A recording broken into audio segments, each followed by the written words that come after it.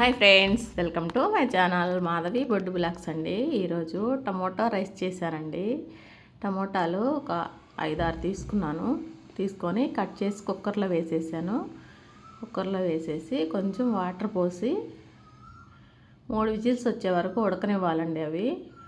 అది జ్యూస్లా చేసుకొని రైస్లో వేసుకుంటే చాలా బాగుంటుంది టమోటా రైసు.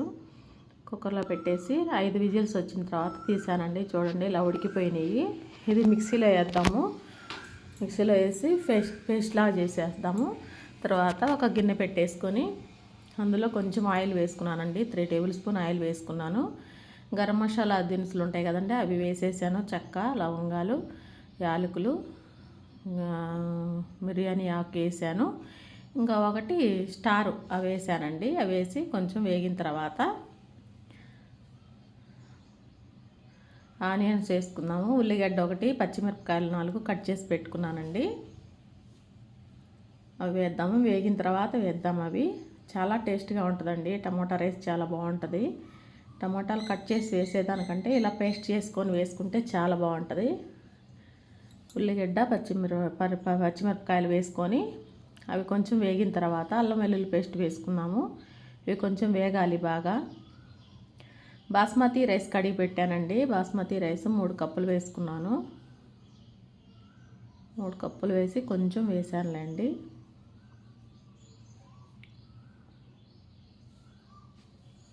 ఇవి కొంచెం వేగాలి బాగా. ఉల్లిగడ్డ, పచ్చిమిర్చి బాగా వేగాలి.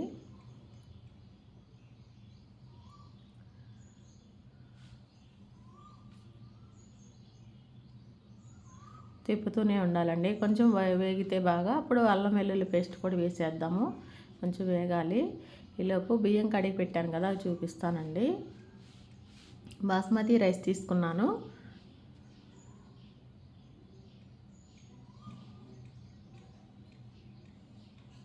టమాటాలు కూడా ఉడికించినవి ఉన్నాయి కదండి, అవి కూడా పేస్ట్ వేసాను. మిక్సీలో వేసేసి ఒక గిన్నెలో పోసేసాను అంతా.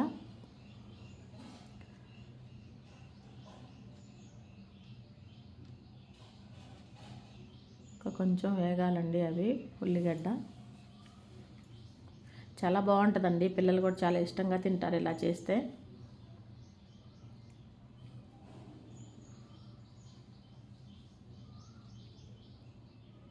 వేగినట్టే ఉందండి. ఇంకా కొంచెం వేగాలి. వేగిపోయినాయి. అలా వచ్చితే 2 ముక్కలు కావాలండి. అలా అయిన తర్వాత వేసేసుకుంటే సరిపోతుంది. ఉడికిపోయినట్టే ఉంది.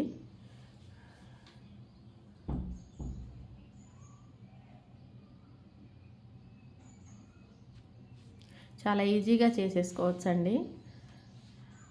బ్యాచిలర్స్ కూడా చేసుకోవచ్చు. ఇలా చాలా బాగుంటుంది. ఈజీ ప్రాసెస్ అండి ఇది. ఏమి ఎక్కువ మసాలా ఏమి వేయాల్సిన అవసరం లేదు. ఇట్లా వేసుకుంటేనే బాగుంటుంది. చూడండి బాస్మతి రైస్ అండి. కడిగి పెట్టుకున్నాను, నానబెట్టానండి. ఒక 10 నిమిషాల ముందు నానబెట్టాను. నీళ్ళని వంపేసి పెట్టేశాను.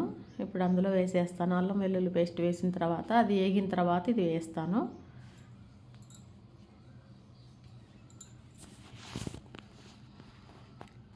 కొంచెం వేగాలి.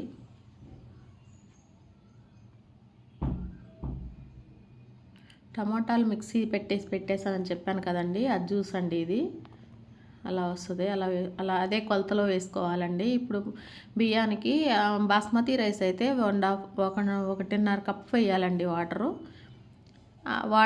వాటర్ బదులు ఇది వేసుకోవాలండి. జ్యూస్ వేసుకోవాలి. ఇంకా వాటర్ వేయాల్సిన అవసరం లేదు. ఈ జ్యూసే సరిపోతుంది.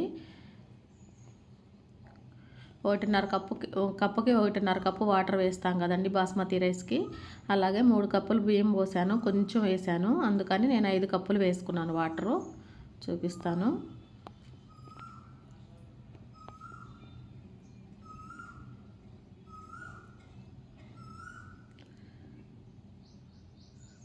అల్లం వెల్లుల్లి పేస్ట్ అండి 1 స్పూన్ వేసాను. ఇది కూడా కొంచెం పచ్చి వాసన పోయే వరకు వేగనిద్దాము.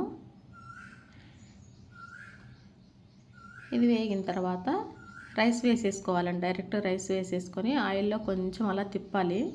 అప్పుడు రైస్ పొడిగా వస్తుంది బాగా. ముద్ద కాకుండా పొడి పొడిగా వస్తుందండి. ఆయిల్లో వేగితే కొంచెం బియ్యం అట్లా తిప్పుకోవాలి, అప్పుడు బాగా వస్తుంది రైస్.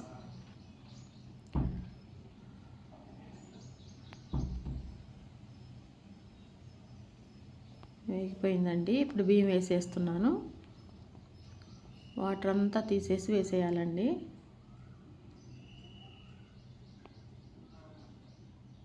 మొత్తం అలా వేసేసుకోవాలి.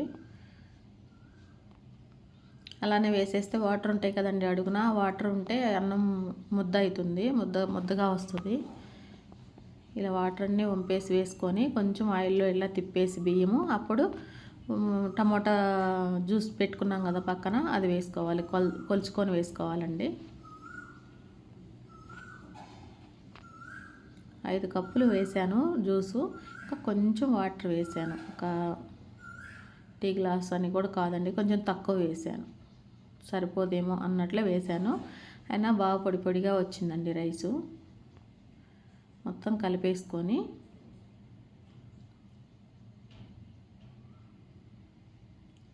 మొత్తం కలపాలండి. అంతా కలిపేసుకున్న తర్వాత ఇప్పుడు జ్యూస్ పోసుకుందామండి. టమాటా జ్యూస్ ఉంది కదండి, అది పోసేసుకుందాము.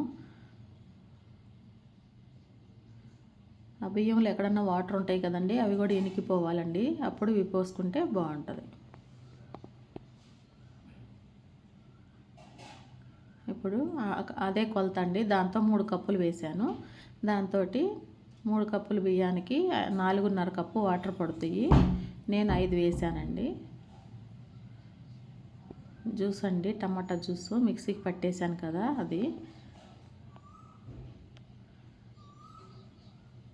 నేను 5 వేసుకున్నానండి. ఎందుకంటే ఇంకా కొంచెం వేసానని చెప్పాను కదా రైసు బియ్యము, అందుకని కొంచెం ఎక్కువ వేసాను వాటరు. చూడండి 5 కప్పులు. ఇంకా కొంచెం వాటర్ వేసానండి, సరిపోదేమో అన్నట్లు వేసేసాను. ఇప్పుడు సాల్ట్ వేసుకుందాము, సరిపడా టేస్ట్కి సరిపడా సాల్ట్ వేసేసుకొని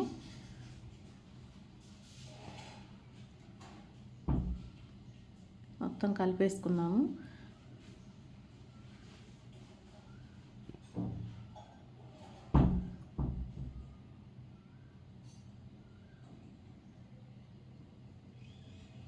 మొత్తం కలిపేసుకొని కొంచెం కొత్తిమీర వేసుకొని మూత పెట్టేద్దాం. ఇక